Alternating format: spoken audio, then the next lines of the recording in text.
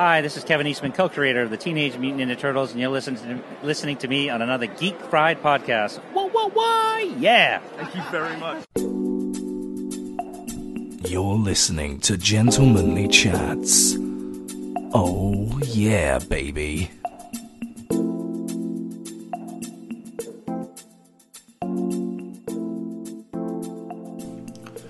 Hello and welcome to Gentlemanly Chats, the new Gentlemanly Chats. I'm going to have to get used to that. Welcome to new Gentlemanly Chats, the only slice of life podcast about geekery and nonsense that is hosted by yours truly, the eminent beard of Geek Pride, Mr. Mike Orvis. Hello, world. Hope you're having a lovely day. I wanted to record an episode of Gentlemanly Chats before I went to the gig that I'm going to, because I think probably the next episode is going to be full of me fangirling over Neal Morse and Mike Portnoy and the joy that is the Neal Morse band. So probably want to get like the stuff that I've written. I've made a little list, so there's going to be lots of clicking, lots of tapping on phones. So sorry about that. I was going to be doing something with Graham, but he had the fucking temerity to have a girlfriend that he loves and wants to see often, because that's apparently what a healthy relationship is. I wouldn't know. Never mind.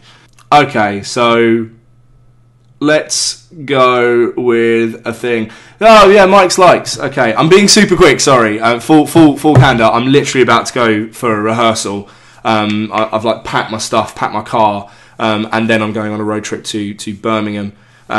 So yeah, I'm being a bit like muddle-minded and a bit crazy. So let's talk about Mike's likes. Mike's likes for this week is Tabs, totally accurate battle zombielator, not simulator. If you're aware of gaming in any way, you might have seen Landfall Games' totally accurate battle simulator. It's funny as all hell. It's a physics-based war simulator where you pitch your kind of wobbly morph men. You know, Morph, remember Morph? Imagine that, but red or blue with the googly eyes and everything, and they hit each other, and whoever is the last standing wins, and they get weapons, and there's lightsabers and M4s and fucking chariots and spears and all menagerie of nonsense.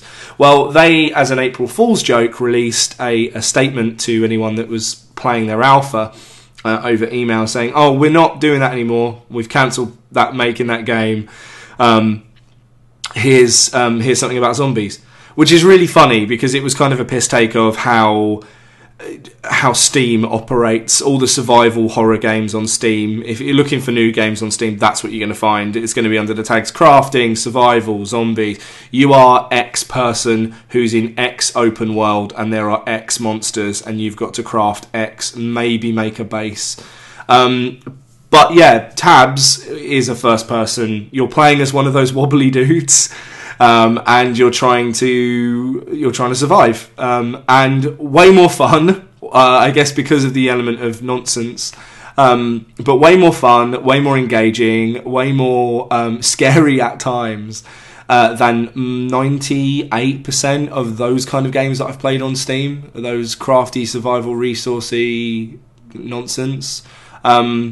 Yeah, I'm saying nonsense a lot. I'm gonna try and curb that. But I've got a list anyway. Go and check that out if you can find it. I did a video on it in which I referenced this podcast, so it's like all come around full circle. Hang on a minute.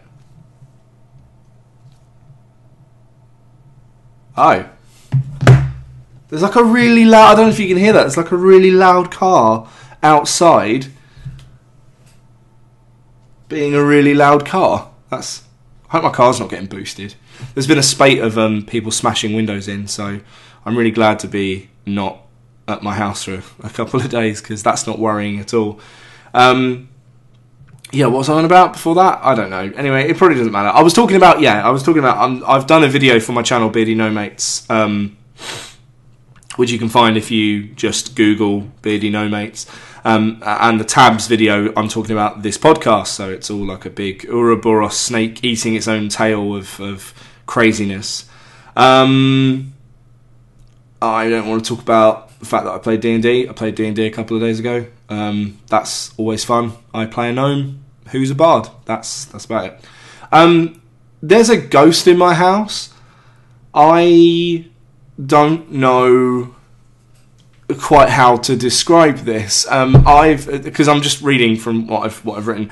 There's a ghost in my house. I'm being kind of light, but last winter, on the 3 days that it snowed, there were footprints in my garden leading up to my house and then kind of leading away, but then no more footprints in next door's garden or anyone else's garden. These footprints kind of just appear, go to my door in the snow, and then I think there was another set of footprints, but when you look where those footprints would go on past my fence, there were no more footprints. So, I don't know, aliens or some shit. I'd like to remind you that I live alone, probably for everyone's safety and betterment.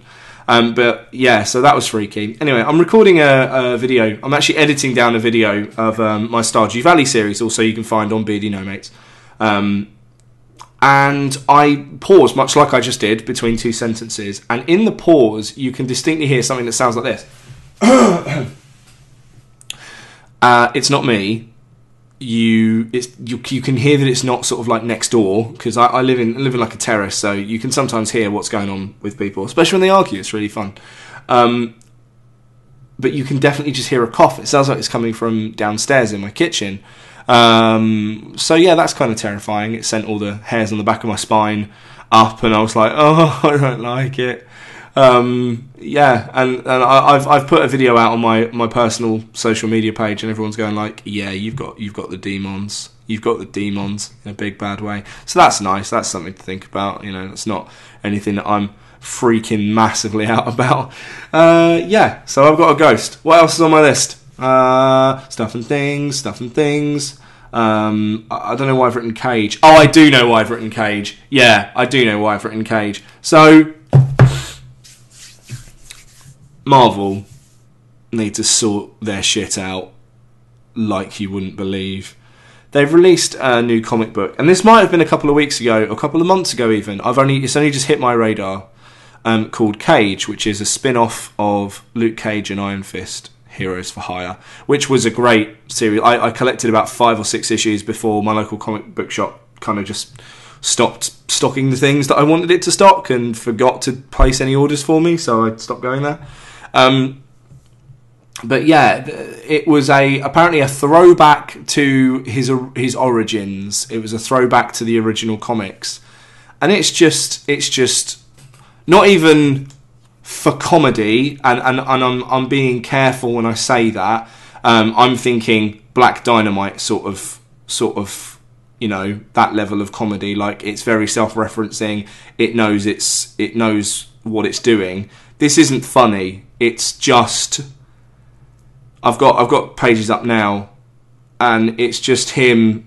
Firstly, the art is shocking. The gentleman, the African American gentleman that Nick Cage is fighting, are straight up stereotypes. They've got massive lips. They're all like skinny and janky. He says, "Pain, baby, a whole lot of pain. Dig it. Wrongly convicted and sent to prison. Reborn in a freak experiment that gave him steel hard skin and super strength. Man who hides his identity as an escaped con in the role of a hero for hire. He is known on the streets as Cage." And then there's him. Like, the next page is him, like, winning a basketball game. But then he breaks the basket. Like, oh, that's good. And then the other one I've got is him strangling someone. And again, it's just the big lips, crazy eye, ugly African-American stereotype lifted straight out of the early 70s. It's fucking disgusting. And then Marvel have complained recently that diversity isn't selling in comics. Well, no, not when that's your idea of diversity, you massive racist bellends. Why the hell did this get past? Why did this get past anyone?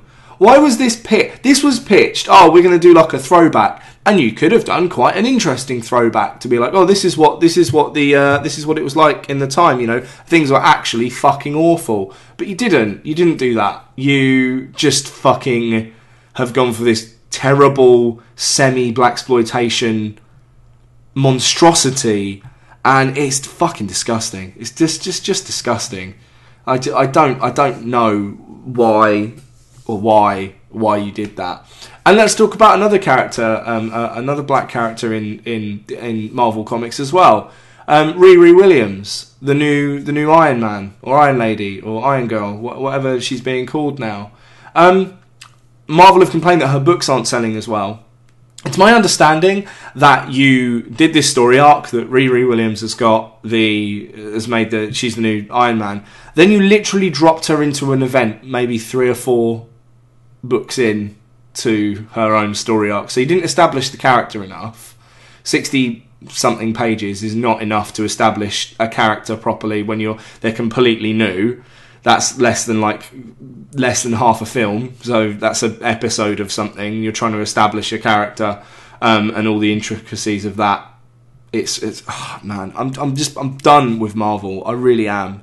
They just reboot after reboot after reboot. The films are great, but it's just not comics anymore. It's not comics anymore. It's tie-ins with films and events that have literally no outcome. It doesn't matter what happens. There's no stakes to be had because everything goes back to the status quo. And I'm not saying DC don't do this. They do this. They do the massive reboots, but at least theirs have some kind of theme overall. It really fucks me off. It really fucks me off because that's not what comics are about. Comics are about taking you to another world. Comics are about exploring complex themes through these allegories, these walking allegories in tights and capes. It's about understanding them as people. How can it have been, right, 1986,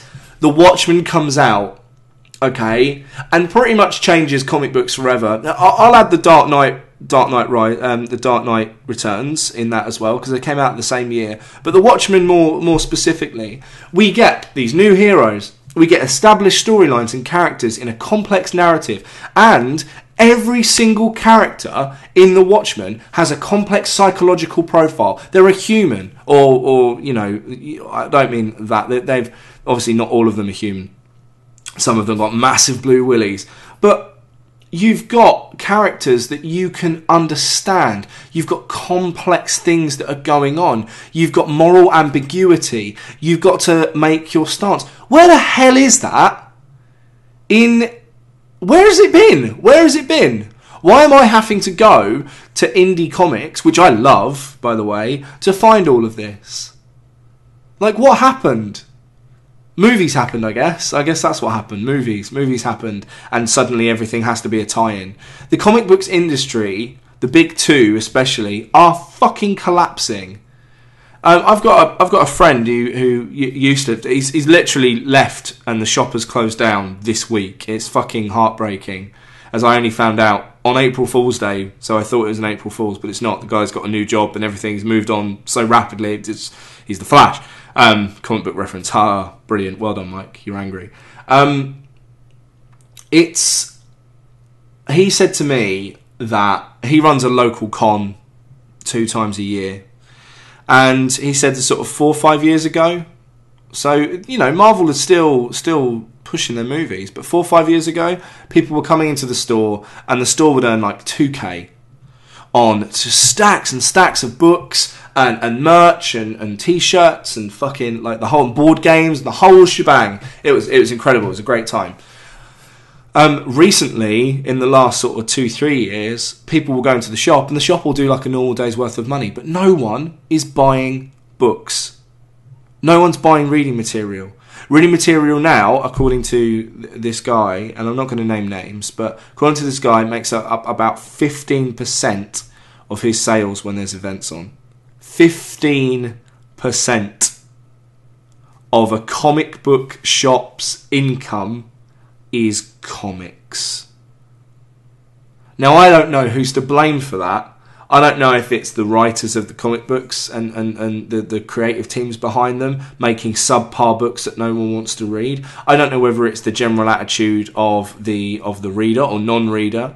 I don't know whether it's the fact that Geek has become chic and for want of a better expression, the normies have taken over. So they're going, I'm a massive Marvel nerd, me. Yeah, mate, I'm a massive Marvel nerd. Got to get me some of them Funko Pops. I don't know whether it's their fault. I don't know whose fault it is. I don't know whether it's the comic book elitists going, oh, you don't understand this character because this, and closing rank because they're scared that their toys are getting taken away. I don't know whose fault it is, but something needs to be fucking done. I am so glad. Something I lamented for a long time was the fact that I was supposed to be opening and running a comic book shop with a guy I used to know, and I lamented that fact that it kind of all fell apart. I am now so glad that I'm not now the manager of a burgeoning comic book shop that's got apathetic visitors that don't want to read the stuff on your shelves. Because it's all well and good offering people indie comics, but when they only know the big two, they want to read the tight stories, or at least they want to see the tight stories. So they're buying the merchandise, they're buying the action figures, they're buying the fucking Funko Pops, endless fucking Funko Pops. Instead of reading, I'd hate to have been in that position. I'd be fucking depressed, because that's like, be careful what you wish for. You've got a comic book shop, but the caveat is the monkey paw is closed, no more wishes, no one's fucking reading them. And DC's doing marginally better, and the indie comics are still doing great, but it's affecting indie comics producers. I had a friend who went to a local Comic-Con, and I went and had a beer and a burger with him afterwards, and he was like, it's just not, there's loads of people, there's loads of footfall, it's huge, but no one's buying anything because they're too bothered with how they look, how their costume is, and what merchandise they can get, and who they're going to meet that's off the TV. Comic conventions aren't about comics anymore. I don't think they have been for a long while, and it's just sad, man. It's just a sad state of affairs, and I don't know what to do about that. There was a convention a few months ago, Epic Con, I think it was called, that said we're not going to have costumes because we're a collection event. We're a collector's event, so we're not going to allow costumes because that's not what it's about. And the fucking uproar was incredible. And the problem is, these are the people that shout loudest online. So you think that sort of the world's against you. I don't know. I'm not anti cosplay, I guess. I know I'm jumping off topics now because I'm pissed off, and I realise that I'm rushed for time, and normally there's a bit more preparation that goes into these podcasts. But yeah, let me know what you think in the comics. Write me a comic and put it out. Let me know what you think in the comments. Am I wrong? Am I right? I'm going to go to Facebook very quickly because I just put out a very quick post of is there anything you want me to talk about or discuss? The Walking Dead season 7 was complete and utter dogshite. I stopped watching The Walking Dead after season 2 because it was nothing like the comics, which makes me sound like a fucking basement-dwelling nerd, but it lacked the thing that I loved about the comics, which was suspense and drama and good story. So yes, Nikki Smash of the Rocket Dolls.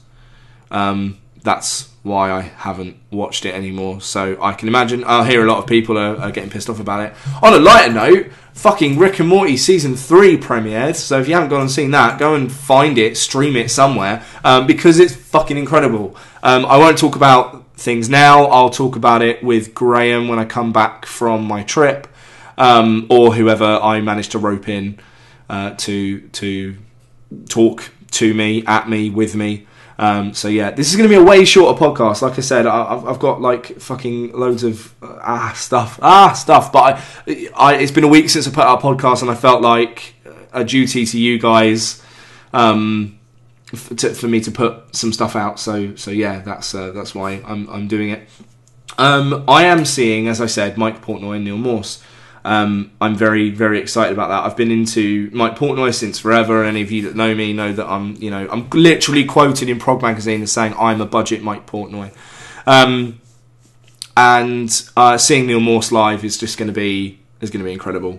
Seeing the Neal Morse band play what was probably the prog album of 2016, The Similitude of a Dream, is absolutely fucking astounding. I'm very excited. I just wanted to get it off my chest because I'm going to come back and be like, I watched the thing and it was amazing. So yeah, that's today's podcast. It's very short. It wasn't meant to ever be a very long one.